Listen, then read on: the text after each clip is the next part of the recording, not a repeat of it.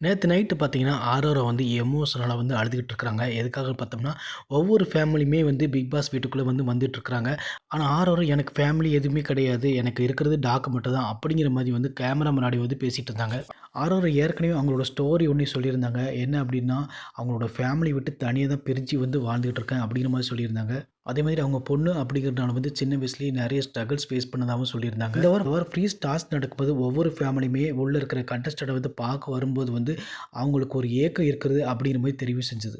இப்படி இருக்கும்போது தான் கேமரா முன்னாடி பிக் பாஸ் கிட்ட பேசிட்டு இருந்தாங்க. பிக் பாஸ் கிட்டயுமே வந்து ஒரு ரெக்வெஸ்ட் ஒண்ணு வச்சிருந்தாங்க. அவங்க ரொம்பவே ஃபீல் பண்ணி அழுதுட்டு இருந்தாங்க. அந்த நேரத்தில தான் வந்து பார்த்தீங்கன்னா, பார்வதி வந்து அந்த இடத்துக்கு வந்தாங்க. உடனே கண்ணெல்லாம் தொடச்சுக்கிட்டு அப்படியே வந்து சைலன்ட்டா அப்படியே ஆயிட்டாங்க. பார்வதி போனதுக்கப்புறம் அவங்களுக்குள்ளேயே சொல்லிக்கிட்டாங்க. யார் முன்னாடி அழுதுக்கலாம். ஆனா இந்த சனிக்கிழமை முன்னாடி மட்டும் அழவே கூடாது அப்படிங்கிற மாரி சொல்லிக்கிட்டாங்க. ஆரோரா தனக்குள்ளேயே வந்து எனக்கு யாருமே இல்ல அப்படிங்கிற மாரி ஃபீல் பண்ணி அழுதுட்டு இருந்தாங்க.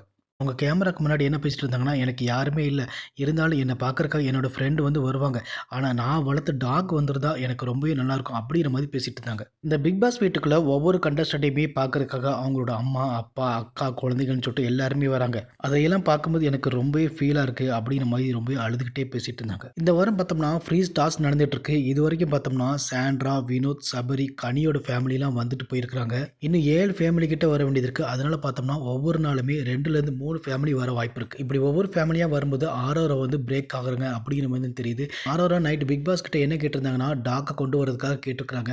ஆனா டாக் கொண்டு வந்தோம்னா, அது நெறைய இஷ்யூஸ் இருக்கு. அதையுமே அவங்க வெளிப்படுத்தியிருக்கிறாங்க.